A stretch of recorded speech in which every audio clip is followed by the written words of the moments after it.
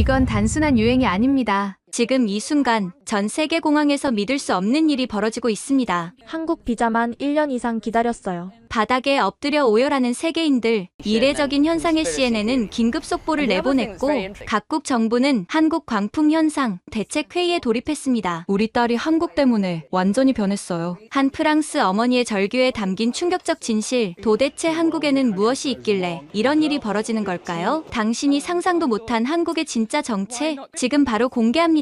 그날은 7월 14일 프랑스 혁명 기념일을 앞둔 토요일 오후였어요. 바스티유 광장은 축제 준비로 들떠 있었고 거리는 관광객과 파리지앵들로 가득했죠. 저는 대학 친구 마리, 줄리안과 함께 여름 축제를 즐기고 있었어요.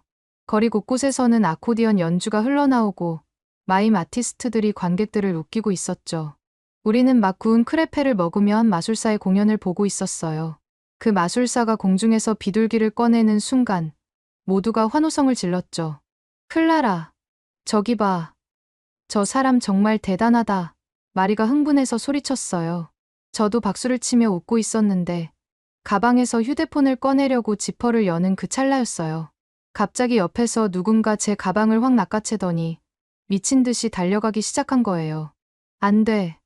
도둑이야. 제발 누가 좀 잡아주세요. 목이 찢어질 듯 소리쳤지만 소용없었어요. 주변 사람들은 그저 구경만 했고 몇몇은 스마트폰으로 영상을 찍기까지 했죠. 그 도둑은 이미 50m는 떨어진 곳까지 달아나고 있었어요. 순간 다리에 힘이 쭉 빠졌어요. 그 가방 안에는 제 인생이 다 들어있었거든요. 여권, 신용카드, 현금 800유로, 회사 중요 서류, 그리고 돌아가신 할머니의 유일한 유품인 진주 브로치까지. 그 브로치는 2차 대전 때 레지스탕스로 활동하셨던 할아버지가 파리 해방 후 할머니께 선물한 거였어요. 클라라, 이건 우리 가족의 자유와 사랑의 증표란다라고 하시며 제게 물려주신 우리 집안의 보물이었죠. 제발, 누가 좀. 무릎이 꺾일 것 같았어요. 눈앞이 하얘지고 있었죠. 바로 그때였어요. 걱정 마세요. 제가 잡아드릴게요. 갑자기 제 옆을 스치며 한 남자가 총알처럼 달려나갔어요.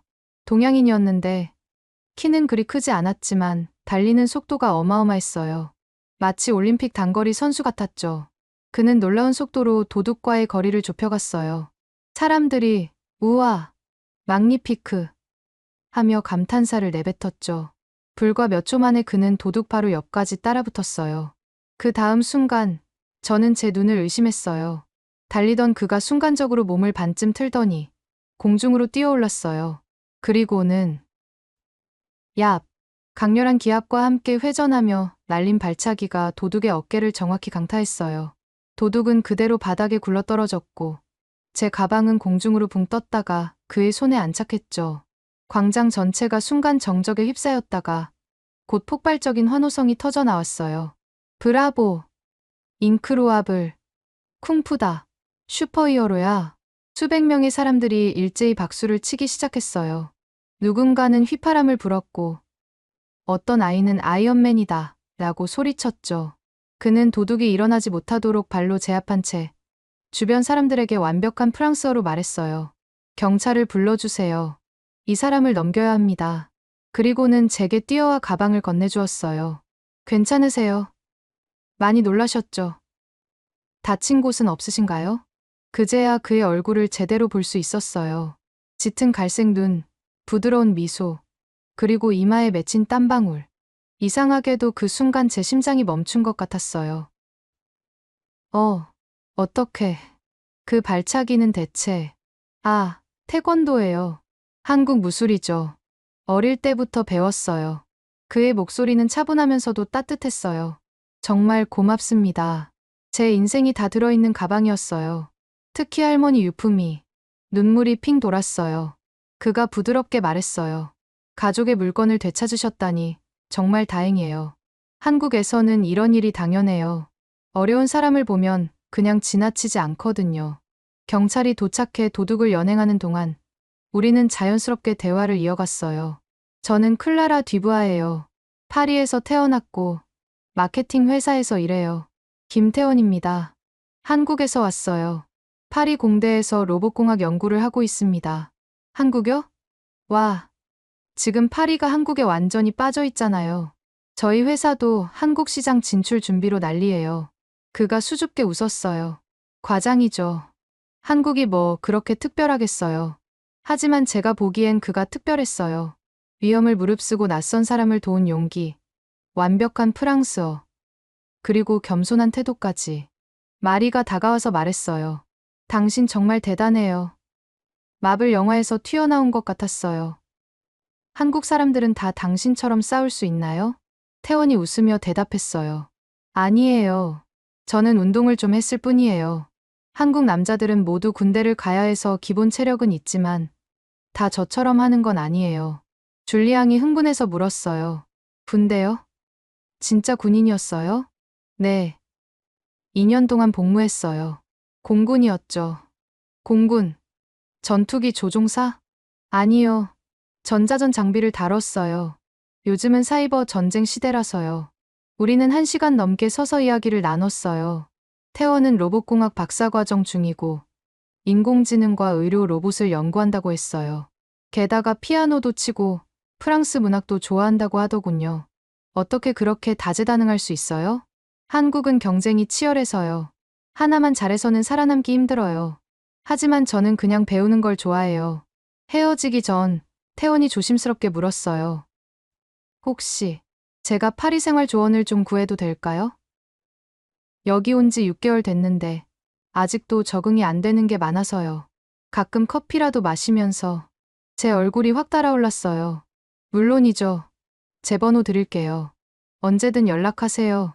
집으로 가는 메트로 안에서 마리가 팔꿈치로 쿡 찔렀어요. 클라라, 내 얼굴 좀 봐. 완전 사랑에 빠졌잖아.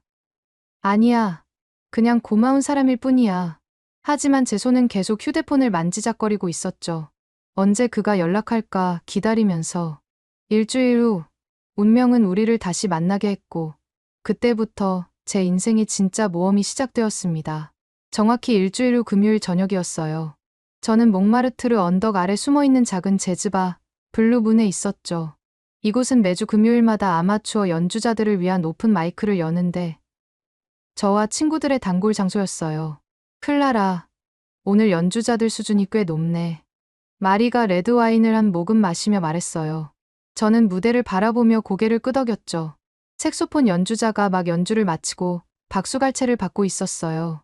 그때 무대 한쪽에서 피아노 앞으로 걸어가는 익숙한 실루엣이 보였어요. 어머나. 태원? 정말 그였어요. 검은색 셔츠에 청바지를 입은 태원이 피아노 의자에 앉아 건반을 가볍게 쓰다듬고 있었죠. 무대 조명이 그의 얼굴을 비추자 우리 눈이 마주쳤어요. 그가 살짝 미소 지으며 고개를 끄덕였죠. 여러분, 다음은 한국에서 오신 김태원 씨입니다. 빌 에반스의 어텀 리브스를 연주하시겠다고 하네요. 사회자의 소개가 끝나자 태원의 손가락이 건반 위에서 춤추기 시작했어요. 첫음이 울려 퍼지는 순간 시끌벅적하던 재즈바가 순식간에 조용해졌어요. 그의 연주는 어떻게 표현해야 할까요? 마법 같았어요. 가을 낙엽이 바람에 흩날리는 것 같기도 하고 생강의 물결이 달빛에 반짝이는 것 같기도 했죠. 멜로디는 애잔하면서도 희망적이었고 때로는 격정적이면서도 섬세했어요. 특히 중간의 즉흥 연주 부분에서는 모두가 숨을 멈췄어요. 그의 손가락은 마치 살아있는 생명체처럼 건반 위를 날아다녔고 각 음표마다 이야기가 담겨 있었죠. 어떤 부분에서는 한국적인 정서가 느껴지기도 했어요. 한의 멜로디랄까요? 프랑스 재즈와는 다른 깊은 그리움이 담긴 선율이었죠. 7분간의 연주가 끝났을 때 재즈바 전체가 기립박수를 쳤어요. 몇몇 사람들은 눈물을 닦기도 했죠. 저도 모르게 눈가가 촉촉해져 있었어요. 태원이 무대에서 내려와 우리 테이블로 왔어요. 클라라, 여기서 만나다니 정말 반가워요. 태원, 정말 놀라웠어요. 프로 피아니스트인 줄 알았어요. 그가 수줍게 웃었어요. 아니에요. 그냥 취미로 치는 거예요. 어머니가 피아노 선생님이셔서 어릴 때부터 배웠거든요. 마리가 끼어들었어요. 잠깐, 로봇공학 박사과정에, 태권도 고수에, 이제 피아니스트까지. 한국 사람들은 다 이런가요?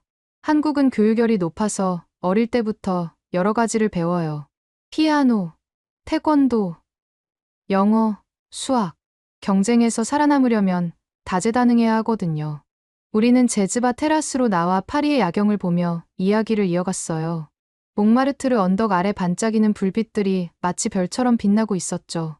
태원, 왜 프랑스로 왔어요? 유럽의 로봇 기술을 배우고 싶었어요. 특히 의료 로봇 분야에서는 프랑스가 선진국이거든요. 그리고 어릴 때부터 프랑스 문화를 동경했어요. 빅토르 위고, 알베르 카미, 시몬 드 보부아르. 다 읽으며 자랐죠. 프랑스 철학자들까지 아세요? 한국에서는 인문학 교육도 중요하게 생각해요. 기술만 아는 사람은 반쪽짜리라고 하거든요. 그날 밤 우리는 새벽 2시까지 이야기했어요. 한국의 대학 생활, 군대 이야기, 서울의 밤문화, 한강의 아름다움. 그의 이야기를 들으면 들을수록 한국이라는 나라가 궁금해졌어요. 한국은 정말 24시간 도시라고 들었는데 사실이에요? 네. 서울은 잠들지 않아요. 새벽 3시에도 치킨 배달이 되고, 편의점은 당연히 24시간이고, 찜질방이나 PC방도 밤새 열려 있죠. PC방? PC는 컴퓨터를 뜻하는 PC예요. 한국은 e스포츠 강국이거든요. 프로게이머가 연봉 수십억을 버는 나라예요. 수십억, 유로로? 원화로요. 그래도 유로로 환산하면 수백만 유로는 되죠. 줄리앙이 놀라서 말했어요. 게임으로 그런 돈을 번다고? 프랑스에서는 상상도 못할 일이야. 한국은 이미 10년 전부터 e스포츠를 정식 스포츠로 인정했어요. 심지어 아시안게임 정식 종목이기도 하고요. 헤어질 시간이 되었을 때 태원이 물었어요. 다음 주에 시간 있으세요? 제가 한국 음식 만들어 드릴게요. 프랑스 친구들이 김치찌개 먹어보고 싶다고 해서 집에서 파티를 열려고 해요. 제 심장이 쿵쾅거렸어요. 정말요? 꼭 갈게요. 집으로 돌아오는 택시 안에서 마리가 말했어요. 클라라, 이 남자 진짜 특별해. 게다가 너를 보는 눈빛이. 무슨 눈빛?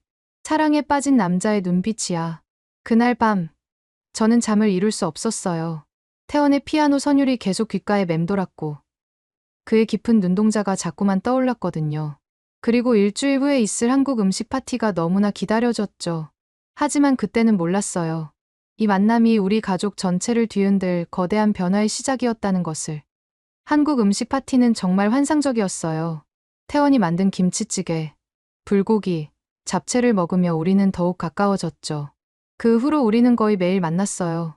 루브르를 함께 구경하고 생강변을 걸으며 서로의 꿈과 미래에 대해 이야기했죠. 한 달쯤 지났을 때 저는 확신했어요. 태원을 사랑하게 되었다는 것을. 그리고 그도 저를 사랑한다는 것을요. 일요일 저녁, 가족과 함께하는 저녁 식사 시간이었어요. 저는 용기를 내어 말을 꺼냈죠. 아빠, 엄마, 제가 누군가를 만나고 있어요. 아버지가 와인잔을 내려놓으며 관심을 보였어요. 피에르 뒤부아, 전 파리 경찰청 총경 출신인 아버지는 항상 권위적이고 보수적인 분이었죠. 누구지? 어디서 일하는 청년이야? 파리 공대 연구원이에요. 로봇공학 박사과정이고요. 오, 괜찮은 스펙이네. 이름은? 김태원이요. 순간 식탁이 조용해졌어요. 김, 아시아 이름인가? 네. 한국 사람이에요. 아버지의 표정이 굳어졌어요. 한국, 북한 말이야. 남한 말이야? 당연히 남한이죠, 아빠. 클라라, 한국은 아직도 분단국가야. 전쟁이 언제 날지 모르는 위험한 곳이고. 아빠, 그건 70년 전 이야기예요. 지금 한국은 세계 10위 경제 대국이에요. 아버지가 고개를 저었어요. 그래도 안 돼. 문화 차이가 너무 크다. 동양 남자들은 가부장적이야. 여자를 무시하고 집안일은 모두 여자가 해야 한다고 생각하지. 태원은 전혀 그렇지 않아요. 오히려 요리도 잘하고 집안일도 다 해요. 지금은 그래 보여도 결혼하면 달라진다. 그리고 그쪽 가족은 어떻겠어? 프랑스 며느리를 받아들일까? 어머니가 중재에 나섰어요. 어머니는 소르본 대학 철학과 교수로 아버지보다는 개방적인 분이었죠. 피에르, 일단 만나보고 판단해도 늦지 않잖아요.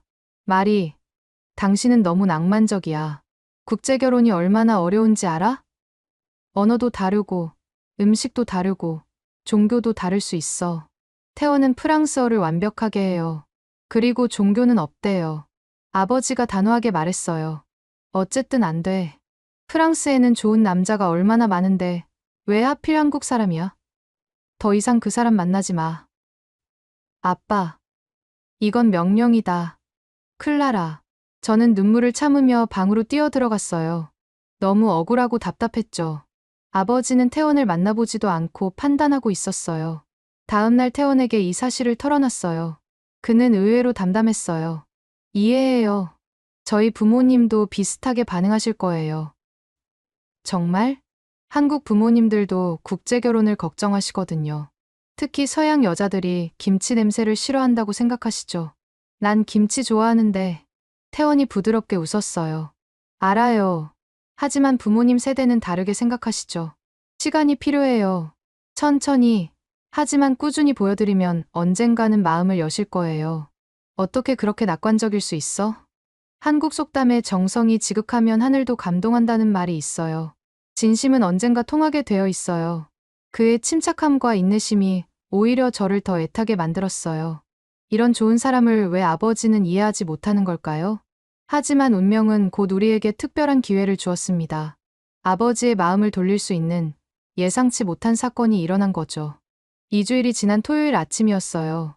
저는 아버지와 함께 말의 지구의 전통시장에 장을 보러 갔죠.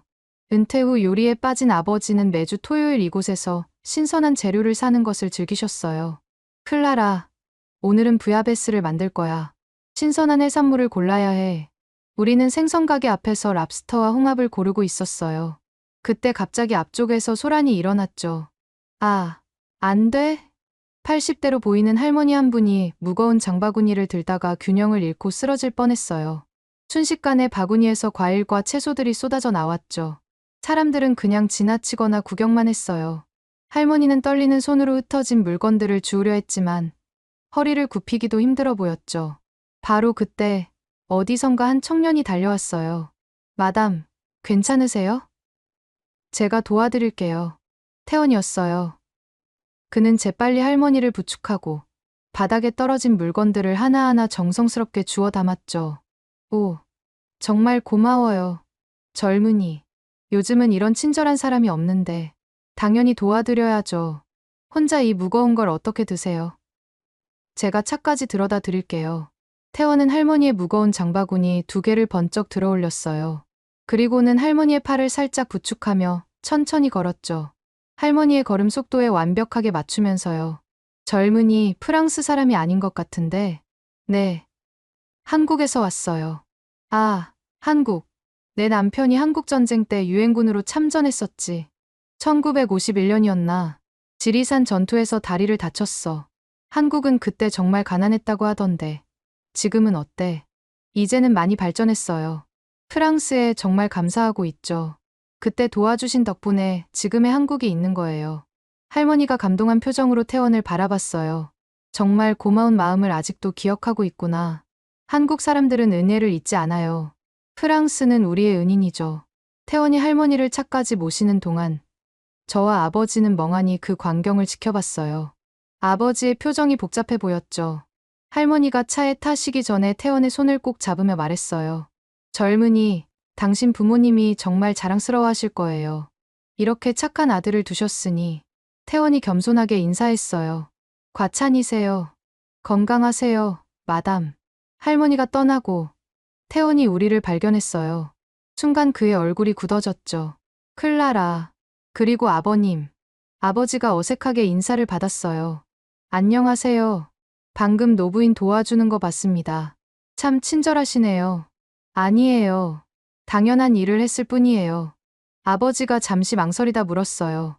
한국전쟁 이야기를 하던데 정말 아직도 기억하고 있나요? 물론이죠. 한국 교과서에는 6.25 전쟁 때 도와준 16개국 이름이 모두 나와 있어요. 특히 프랑스 대대는 지평리 전투에서 큰 공을 세웠죠. 몽클라르 장군님 이름도 우리는 다 알아요.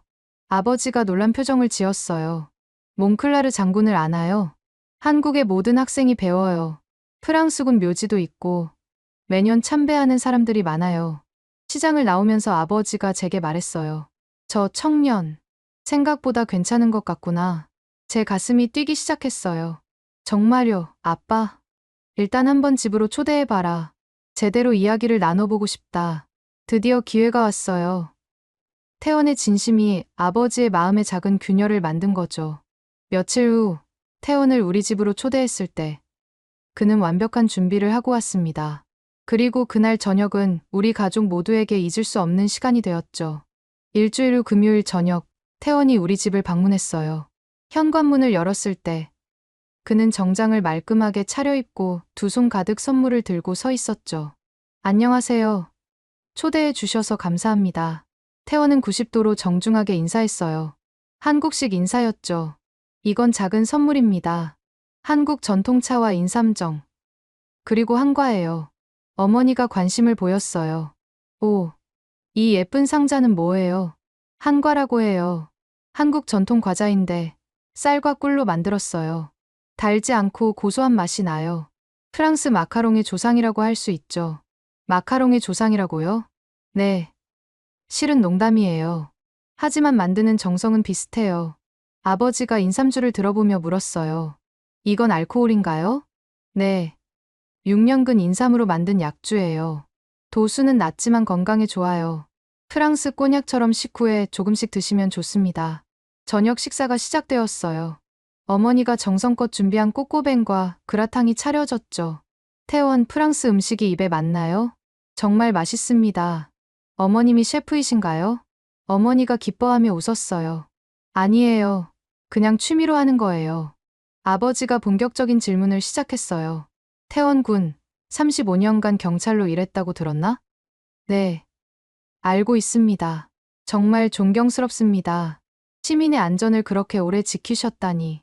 한국의 치안은 어떤가? 세계 최고 수준이에요. 범죄율이 정말 낮죠. 특히 여성들이 밤에 혼자 다녀도 안전해요. 새벽에도 조깅하는 여성들이 많아요. 정말인가?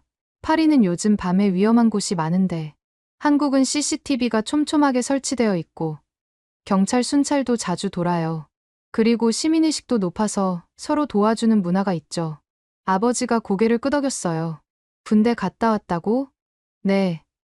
공군에서 2년 복무했어요. 공군이라 어떤 일을 했나?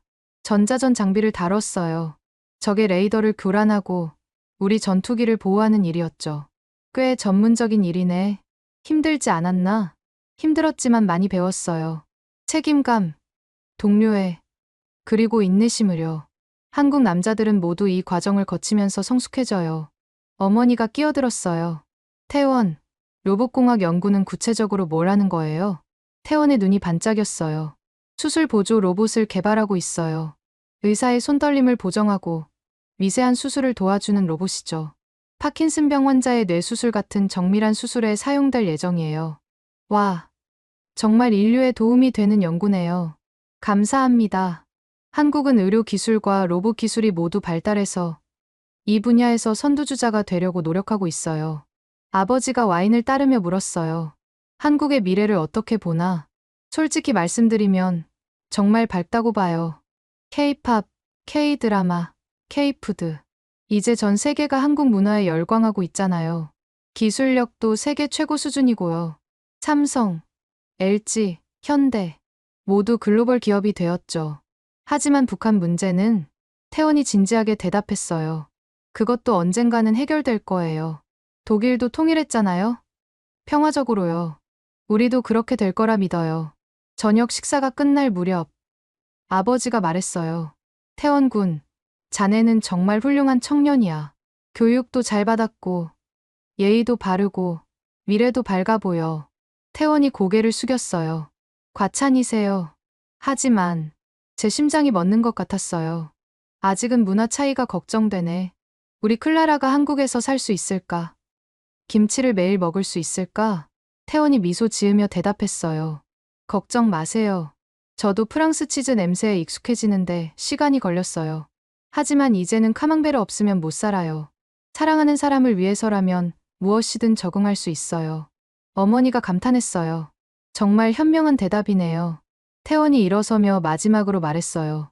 시간을 두고 지켜봐 주세요. 제가 클라라를 얼마나 사랑하는지, 그리고 얼마나 행복하게 해줄 수 있는지 보여드릴게요. 그가 떠난 후 아버지가 한숨을 쉬며 말했어요. 저 청년, 마음에 드는구나. 하지만 여전히 걱정이야. 그때 운명적인 제안을 한 사람은 뜻밖에도 삼촌이었습니다. 다음 주 일요일, 원래 가족 모임이 있었어요. 삼촌 앙투안이 보르도에서 올라왔죠. 삼촌은 르노 자동차 회사의 임원으로 5년간 일본 닛산과의 합작 프로젝트를 위해 도쿄에서 일했던 경험이 있었어요. 점심을 먹으며 자연스럽게 태원 이야기가 나왔어요. 클라라가 한국 청년을 만난다고. 재밌네. 아버지가 걱정스럽게 말했어요. 앙투안, 자네는 아시아에서 살아봤으니 알겠지. 문화 차이가 얼마나 큰지. 삼촌이 고개를 저었어요. 피에르. 그건 옛날 이야기야.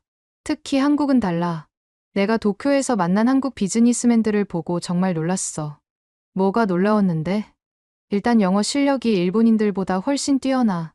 그리고 사고방식이 완전히 글로벌해. 유럽 문화도 잘 알고, 비즈니스 매너도 완벽하고. 그래도 생활 방식은 다르잖아. 삼촌이 웃었어요.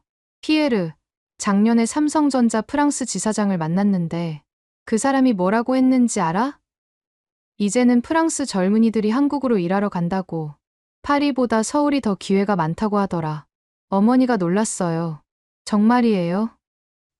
그럼 한국 대기업들이 유럽 인재들을 엄청난 연봉으로 스카우트하고 있어. 특히 엔지니어나 디자이너들을. 연봉이 파리의 2배래. 아버지가 믿기 힘들다는 표정을 지었어요. 한국이 그 정도로 발전했다고? 피에르, 한국은 이제 우리가 아는 그 나라가 아니야. 지난달 파이낸셜 타임즈 봤어. 한국이 혁신 지수 세계 1위야. 미국도 제쳤어. 삼촌이 휴대폰을 꺼내 사진을 보여줬어요. 이거 봐. 작년에 서울 출장 갔을 때 찍은 건데. 강남이라는 곳이야. 사진 속 서울은 정말 미래 도시 같았어요. 초고층 빌딩들, 화려한 네온사인, 그리고 한강의 아름다운 야경. 이게 서울이라고? 그래. 그리고 여기 봐. 지하철역이야. 스크린 도어, 무료 와이파이, 그리고 역 안에 쇼핑몰. 파리 메트로와는 차원이 달랐어요. 삼촌이 계속 말했어요. 그리고 한국 사람들의 교육 수준은 정말 놀라워. 대학 진학률이 80%가 넘는다고 해. 프랑스보다 훨씬 높지. 그래도 동양 남자들은 가부장적이잖아. 그것도 편견이야. 내가 만난 젊은 한국 남자들은 오히려 프랑스 남자들보다 더 젠틀해. 여자친구 가방 들어주고, 문 열어주고, 기념일 다 챙기고. 어머니가 웃었어요. 프랑스 남자들이 배워야겠네요. 삼촌이 결정적인 제안을 했어요. 내 생각엔 직접 가서 보는 게 제일 좋을 것 같아. 한국에 가보자. 내가 대한항공 마일리지가 많이 쌓여 있어. 항공료는 내가 낼게. 한국까지 가자고? 그래. 백문이 불여일견이잖아. 직접 보고 판단해. 클라라의 인생이 걸린 문제인데 편견으로 판단하면 안 되지. 아버지가 한참 고민하다가 말했어요. 좋아. 가보자. 그 청년의 나라가 어떤 곳인지 직접 확인해 보겠어.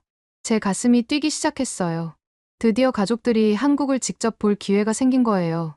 태원에게 이 소식을 전했을 때 그는 정말 기뻐했어요. 정말이에요. 가족분들이 한국에 오신다고요? 응. 다음 달에 일주일 정도 여행할 것 같아. 제가 모든 일정을 짜드릴게요. 우리 부모님도 정말 기뻐하실 거예요. 그렇게 우리 가족의 한국 여행이 결정되었고, 그것은 우리 모두의 인생을 바꿔놓은 놀라운 경험이 되었습니다. 드디어 그날이 왔어요. 우리 가족은 파리 샤를드골 공항에서 대한항공 직항편을 탔죠. 11시간의 비행 끝에 인천공항에 도착했을 때 우리 모두는 입을 다물 수 없었어요. 이게 공항이야? 아버지가 놀라서 중얼거렸어요. 인천공항은 정말 미래에서 온 것 같았어요. 천장은 유리로 되어 있어 햇빛이 쏟아져 들어왔고 곳곳에 설치된 대형 스크린에서는 케이팝 뮤직비디오가 흘러나왔죠. 여기 봐, 삼촌이 흥분해서 가리켰어요. 로봇이 청소하고 있어. 정말이었어요. 자율주행 청소 로봇이 스스로 바닥을 닦고 있었죠. 그리고 안내 로봇이 우리에게 다가왔어요. 안녕하세요. 무엇을 도와드릴까요? 로봇이 프랑스어로 말했어요. 어머니가 깜짝 놀랐어요. 로봇이 프랑스어를 해. 입국 심사는 더욱 놀라웠어요. 우리는 자동 입국 심사대로 안내받았는데 얼굴 인식만으로 10초 만에 통과했죠. 파리에서는 1시간은 기다려야 하는데 아버지가 믿기 힘들다는 표정이었어요. 수화물을 찾고 나오니 태원이 기다리고 있었어요. 환영합니다. 잘 오셨어요. 태원, 이 공항은 정말 믿을 수 없어요. 어머니가 감탄했어요. 이제 시작일 뿐이에요. 진짜는 이제부터예요. 공항에서 나가는 길에 우리는 또 한 번 놀랐어요.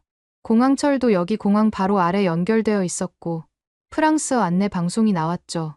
서울까지 43분이면 도착해요. 시속 160km로 달리거든요. 기차 안은 더욱 충격적이었어요. 모든 좌석에 USB 충전 포트와 무료 와이파이가 있었고 심지어 각 좌석마다 개인 스크린이 있었죠. 이건 비행기 비즈니스석 같은데 삼촌이 놀랐어요. 이게 일반석이에요. 요금도 4유로 정도밖에 안 해요. 4유로? 파리 공항철도는 15유로인데 서울역에 도착해서 밖으로 나왔을 때 우리는 모두 할 말을 잃었어요. 거대한 스카이라인, 번쩍이는 유리 빌딩들, 그리고 산 위에 우뚝 선 남산타워. 저게 남산타워예요. 파리 에펠탑 같은 서울의 상징이죠.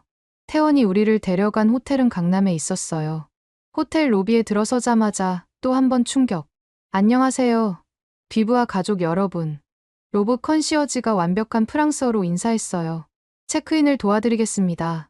얼굴 인식을 하겠습니다. 삐 소리와 함께 체크인이 완료됐어요. 카드키도 필요 없었죠. 엘리베이터도 얼굴 인식으로 작동했어요. 방에 들어가니 더 놀라운 게 있었어요. 창밖으로 보이는 서울의 야경이 정말 장관이었죠. 클라라, 이거 봐. 아버지가 창가에 서서 말했어요. 저 불빛들 좀 봐. 파리보다 훨씬 크고 밝아. 저녁에 태원이 우리를 명동으로 데려갔어요. 밤 10시인데도 거리는 사람들로 가득했죠. 이 시간에도 이렇게 많은 사람이. 어머니가 놀랐어요. 서울은 24시간 도시예요. 새벽 3시에도 배달 음식 주문할 수 있고 편의점은 당연히 24시간이고요. 우리는 거리를 걸으며 구경했어요. 화장품 가게마다 프랑스 관광객들이 가득했고 모든 가게에 프랑스어 안내문이 있었죠. 저기 좀 보세요. 삼촌이 가리켰어요. 프랑스 명품 브랜드 샤넬 매장 앞에 한국 사람들이 100m 넘게 줄을 서 있었어요. 새 제품 출시일이에요. 한국이 세계 명품 시장 3위예요. 프랑스 다음이 한국이라고? 아니요. 중국, 미국 다음이 한국이에요. 프랑스는 5위예요. 아버지가 충격받은 표정이었어요. 더 놀라운 건 치안이었어요. 새벽 12시가 넘었는데도 젊은 여성들이 혼자 걸어다니고 있었죠. 이 시간에 여자 혼자 다녀도 안전한가? 아버지가 물었어요. 물론이죠. 여기 CCTV 보이시죠? 5m마다 있어요. 그리고 경찰 순찰도 자주 돌고요. 실제로 우리는 10분 동안 경찰 순찰차를 3번이나 봤어요. 호텔로 돌아가는 길에 태원이 편의점에 들렀어요. 이게 한국의 편의점이에요. 들어가는 순간 우리는 또 놀랐어요. 작은 가게인데 없는 게 없었죠. 신선한 과일, 갓 만든 도시락, 심지어 와인과 샴페인까지. 여기서 공과금도 낼 수 있고 택배도 보낼 수 있고 은행 업무도 볼 수 있어요. 이 작은 가게에서? 네. 한국의 편의점은 작은 은행이자 우체국이자 레스토랑이에요. 호텔 방으로 돌아온 아버지가 말했어요. 클라라, 나는 한국을 완전히 오해하고 있었어. 이건 우리가 상상도 못한 수준이야. 어머니도 덧붙였어요. 파리가 19세기에 머물러 있다면 서울은 22세기를 살고 있는 것 같아. 다음 날부터 우리는 더 많은 충격을 경험하게 됩니다. 그리고 마침내 태원의 가족을 만났을 때 우리는 한국의 진정한 매력이 무엇인지 깨닫게 되었죠.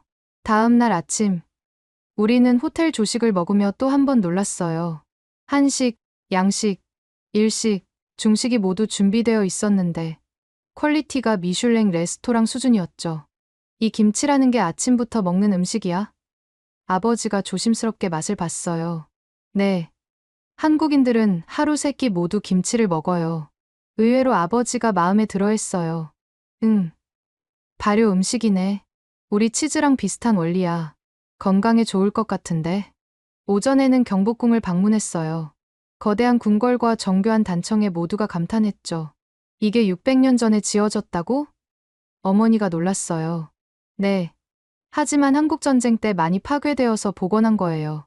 전쟁의 상처를 이렇게 완벽하게 복구하다니. 근위병 교대식을 보는데 프랑스 관광객 단체가 옆에 있었어요. 가이드가 프랑스어로 설명하고 있었죠. 한국은 5000년 역사를 가진 나라입니다. 수많은 침략을 받았지만 한 번도 다른 나라를 침략한 적이 없는 평화를 사랑하는 민족이죠. 삼촌이 감동받은 표정으로 말했어요. 프랑스와는 정반대네. 우리는 계속 다른 나라를 침략했잖아. 점심은 인사동에서 먹었어요. 전통 찻집에서 전통차와 떡을 맛봤죠. 이 오미자차 정말 독특해요. 어머니가 감탄했어요. 5가지 맛이 난다니. 태원이 설명했어요. 한국에는 수백 가지 전통차가 있어요. 모든 차에 약효가 있죠. 오후에는 홍대로 갔어요. 젊음의 거리답게 활기가 넘쳤죠. 와, 저기 봐, 삼촌이 가리켰어요. 거리에서 케이팝 댄스 배틀이 열리고 있었어요. 프랑스, 미국, 일본, 태국, 전 세계 젊은이들이 모여서 한국 춤을 추고 있었죠. 저 프랑스 애들도 있네. 아버지가 놀랐어요. 정말이었어요. 파리에서 온 대학생들이 BTS 춤을 완벽하게 추고 있었죠. 안녕하세요. 한 프랑스 여학생이 우리를 알아보고 다가왔어요. 프랑스에서 오셨어요? 응. 파리에서 왔어. 너는? 저는 리옹에서 왔어요. 한국 대학에 교환학생으로 왔어요. 어때? 한국 생활이 최고예요. 파리로 돌아가고 싶지 않아요. 여기는 너무 안전하고 재미있고 사람들도 친절해요. 저녁이 되자 태원이 우리를 이태원으로 데려갔어요. 국제적인 분위기의 거리였죠. 여기는 세계 음식을 다 먹을 수 있어요. 프랑스 레스토랑도 많고요. 우리는 한국식 바비큐 레스토랑에 갔어요. 테이블에서 직접 고기를 구워 먹는 시스템이 신기했죠. 이게 삼겹살이에요. 한국인들이 가장 사랑하는 고기죠. 아버지가 한 입 먹고는 감탄했어요. 이거 정말 맛있네. 프랑스 베이컨보다 훨씬 부드럽고 고소해. 상추에 싸서 먹는 방법을 배우는 것도 재미있었어요. 이렇게 채소와 함께 먹으니 느끼하지도 않고 건강한 것 같아. 어머니가 만족스러워했어요. 식사 후 우리는 한강공원으로 갔어요. 밤 11시인데도 수천 명의 사람들이 나와 있었죠. 이 시간에 이렇게 많은 사람들이. 아버지가 또 놀랐어요. 한강은 서울 시민들의 쉼터예요. 치킨 배달시켜서 먹고, 자전거 타고, 운동하고, 실제로 치킨 배달부가 자전거를 타고 공원 안까지 배달하는 모습을 봤어요. 공원 안까지 배달이 된다고? 한국의 배달 문화는 세계 최고예요. 산 꼭대기도, 해변가도, 어디든 배달돼요. 반포대교의 달빛 무지개 분수쇼가 시작됐어요. 음악에 맞춰 형형색색의 물줄기가 춤추는 모습에 모두가 환호했죠. 파리 세느강보다 훨씬 로맨틱한데. 어머니가 감탄했어요. 그때 옆에서 프로포즈하는 커플을 봤어요. 남자가 무릎 꿇고 반지를 내밀자 주변 사람들이 모두 박수를 쳤죠. 한국 남자들 정말 로맨틱하네. 어머니가 태원을 힐끗 보며 말했어요. 밤 12시가 넘어 호텔로 돌아가는 길. 우리는 놀라운 광경을 또 목격했어요. 대학생들이 거리에서 치킨을 먹으며 공부하고 있었던 거예요.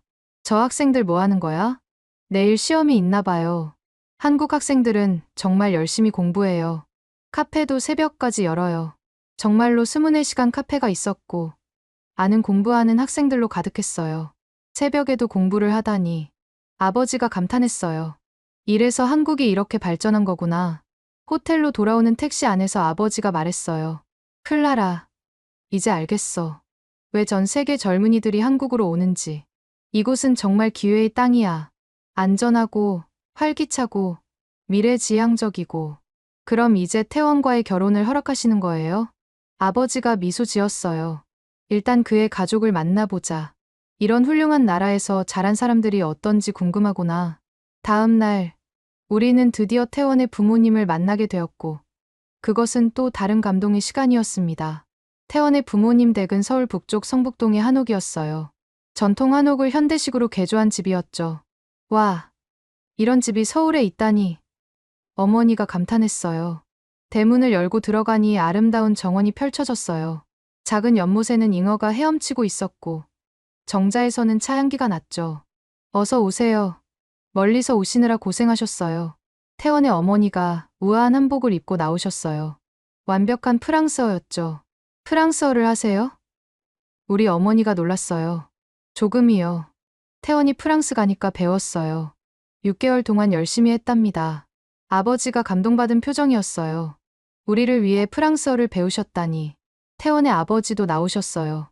서울대 공대 교수라고 들었는데 정말 품격 있어 보였죠. 환영합니다. 저는 태원이 아버지 김정우입니다. 악수를 나누는데 따뜻하면서도 힘이 있었어요.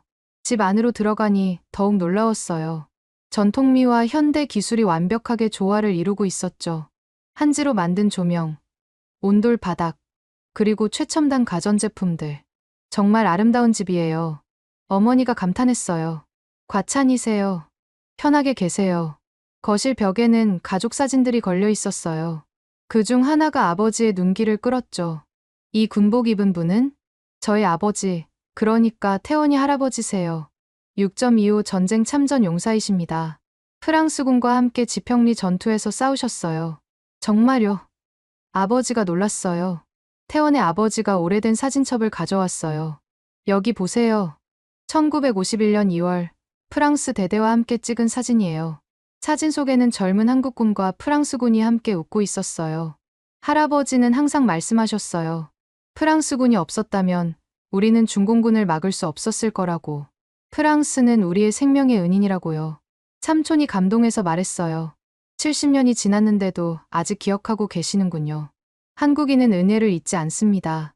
그래서 저희도 태원이가 프랑스 여성과 사귄다고 했을 때 운명이라고 생각했어요. 점심 식사가 시작됐어요. 정성스럽게 차려진 한정식이었죠. 이 모든 걸 직접 만드신 거예요. 어머니가 놀랐어요. 한국에서는 중요한 손님이 오시면 정성을 다해 음식을 준비해요. 특히 아들의 결혼이 걸린 일이잖아요. 갈비찜, 잡채, 전, 나물, 김치. 모든 음식이 예술 작품 같았어요. 이 갈비찜은 48시간 동안 준비한 거예요. 프랑스 부르기뇽처럼 천천히 익혔죠. 아버지가 한 입 먹고는 감탄했어요.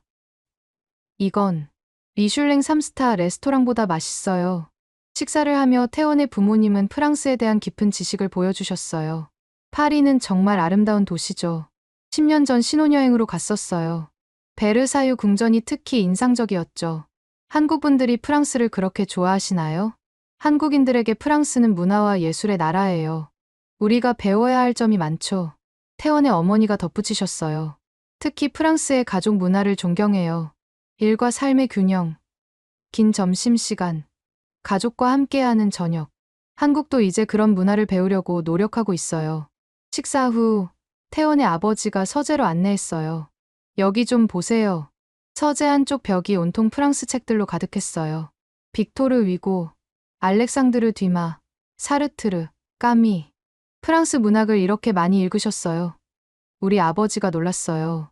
한국 지식인들은 프랑스 철학과 문학을 필수로 읽습니다. 자유, 평등, 박애의 정신은 우리도 추구하는 가치죠. 그때 태원의 여동생이 들어왔어요. 안녕하세요. 저는 태원이 동생 수진이에요. 파리 정치대학에서 유학 중이에요. 파리 정치대학이라니. 어머니가 놀랐어요. 그곳은 프랑스 최고 엘리트 학교인데, 네. 정말 어려웠어요. 하지만 한국 학생들이 꽤 많아요.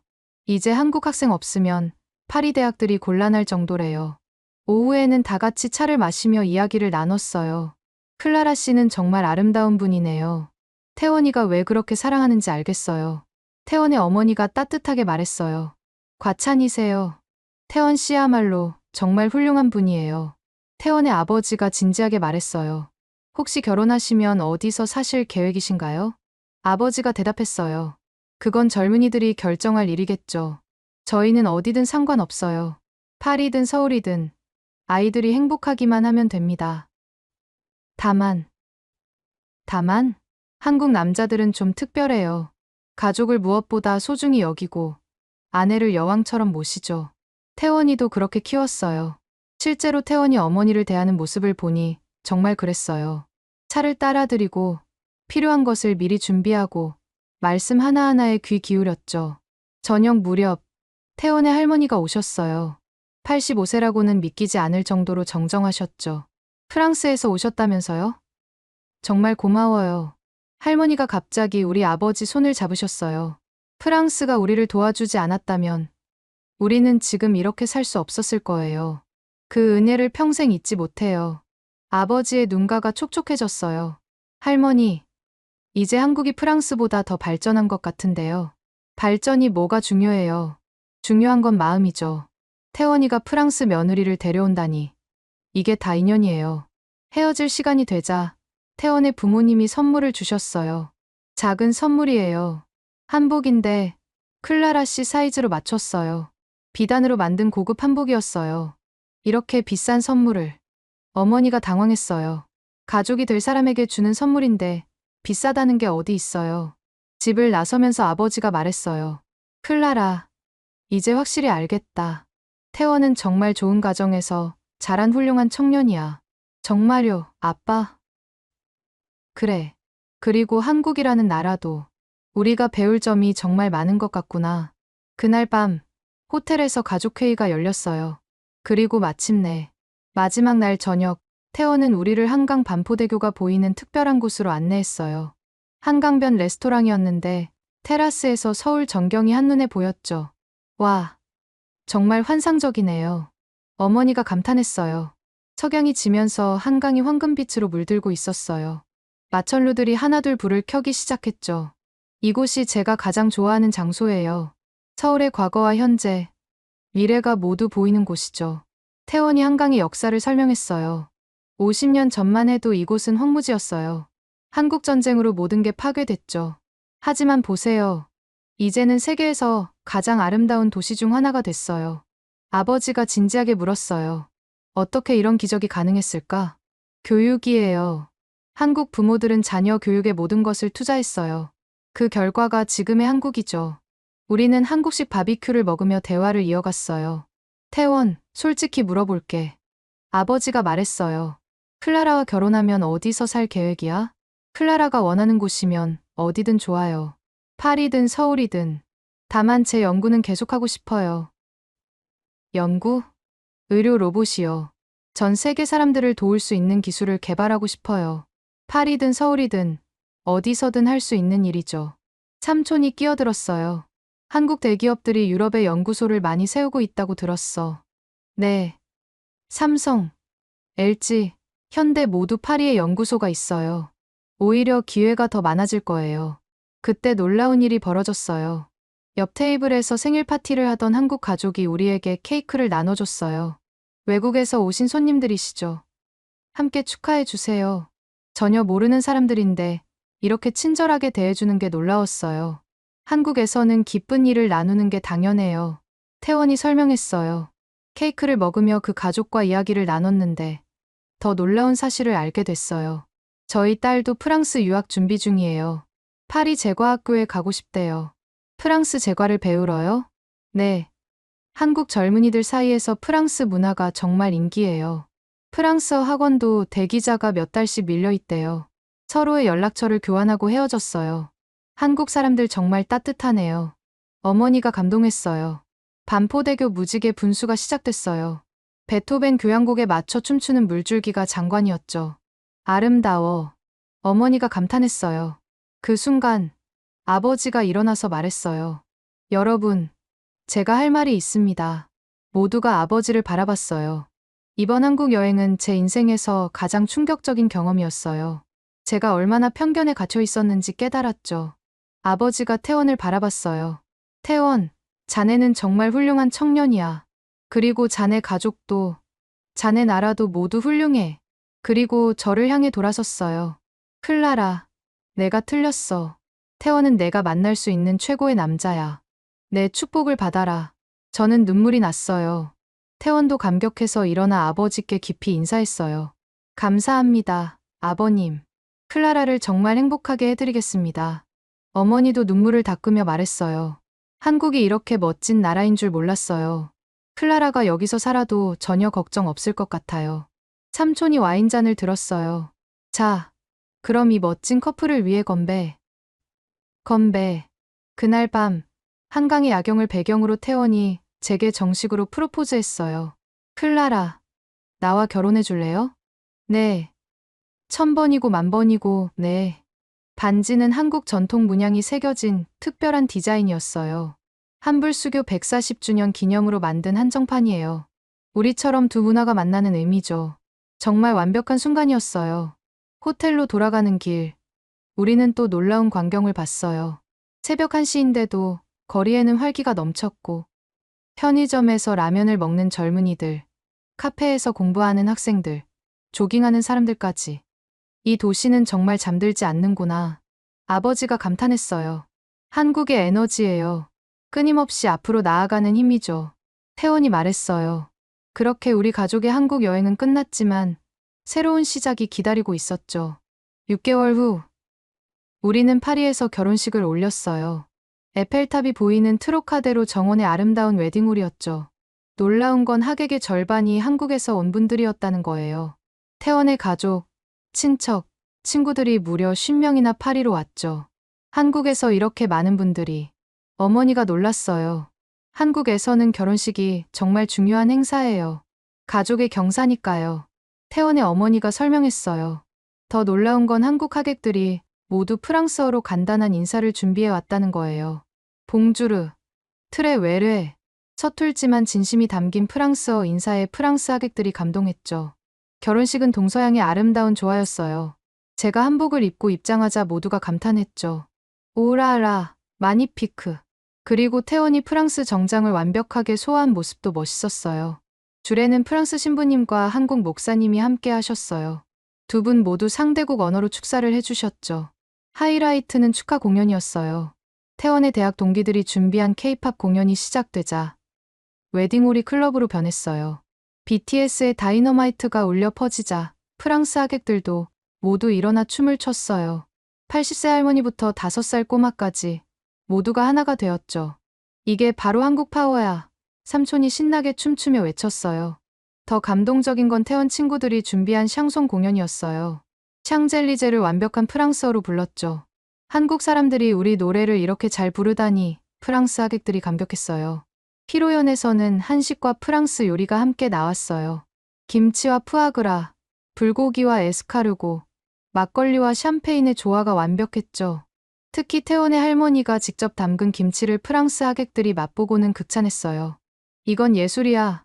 프랑스 치즈만큼 깊은 맛이 나. 그때 깜짝 선물이 도착했어요. 한국 대통령과 프랑스 대통령의 축전이었죠. 두 나라의 아름다운 인연을 축하합니다. 여러분의 결혼이 한불 우호의 상징이 되기를 바랍니다. 모두가 놀라고 감동했어요. 삼촌이 축사를 했어요. 오늘 우리는 단순한 결혼식이 아닌 두 문화의 축제를 보고 있습니다. 한국과 프랑스, 동양과 서양이 이렇게 아름답게 만날 수 있다는 걸 증명했죠. 태원의 아버지도 프랑스어로 축사를 하셨어요. 70년 전 프랑스는 한국을 도왔습니다. 오늘 우리 가족은 프랑스 가족과 하나가 되었습니다. 이것이 진정한 우정이고 사랑입니다. 밤이 깊어가자 한국 전통 공연이 시작됐어요. 사물놀이 팀이 등장하자 강렬한 북소리가 웨딩홀을 가득 채웠죠. 잉크로압을 프랑스 하객들이 리듬에 맞춰 박수를 쳤어요.